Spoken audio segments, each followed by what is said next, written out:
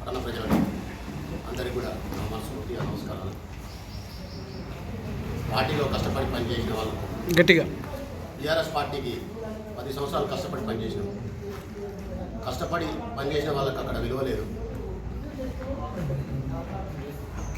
Broker ముచ్చట్లు, జనంలో పలుకుబడి లేని వ్యక్తులు, జనంలో మంచిగా ఉన్న వ్యక్తులు అంటే అక్కడ నచ్చదు. ఫస్ట్ ఇప్పుడు అభివృద్ధి ముసుగులో జరుగుతున్నటువంటి అవినీతిని ప్రశ్నించి అవిశ్వాసం పెట్టినాక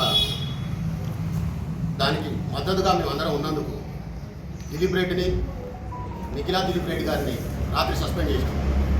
అంటే అభివృద్ధిని ప్రశ్నిస్తే పార్టీని సస్పెండ్ చేస్తారా?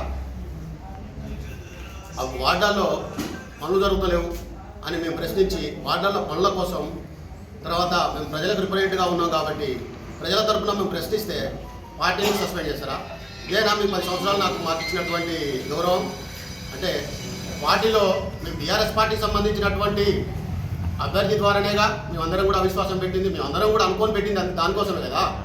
అంటే ఈరోజు టీఆర్ఎస్ పార్టీలో రాష్ట్ర వ్యాప్తంగా కూడా అహంకారానికి నిదర్శనంగానే ప్రజలు మంచి గుణపాఠం చెప్పారు. ఇక్కడ కూడా త్వరలో ఖచ్చితంగా గుణపాఠం నేర్పుతారు.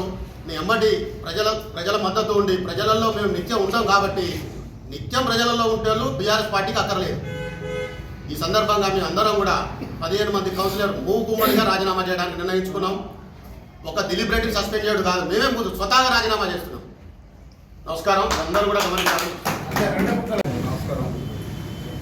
తెలియజేసిందనగా నేను 29వ వార్డు కౌన్సిలర్గా ఇండిపెండెంట్గా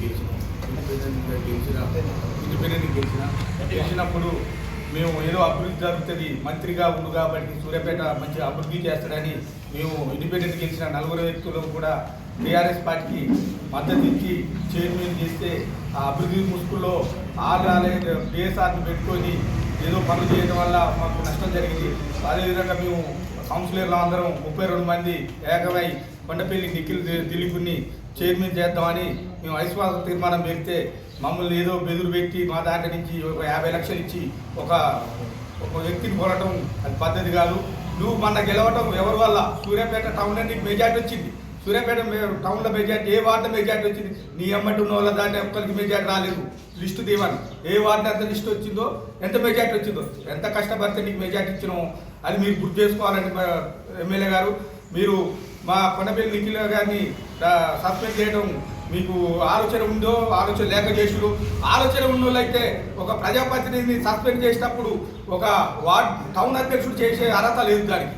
అది చేస్తే మీరు చేయాలి. అది మీకు మోగం లేక మీరు చేయలేక ఈరోజు కొండపల్లి నిఖిలని సస్పెండ్ చేయడం మీకు న్యాయం కాదు. అదేవిధంగా మేము 17 మంది కౌన్సిలర్లు మూకుమ్మడిగా రాజీనామా చేస్తున్నాం. టీఆర్ఎస్ పార్టీ రాజీనామా చేస్తున్నాం.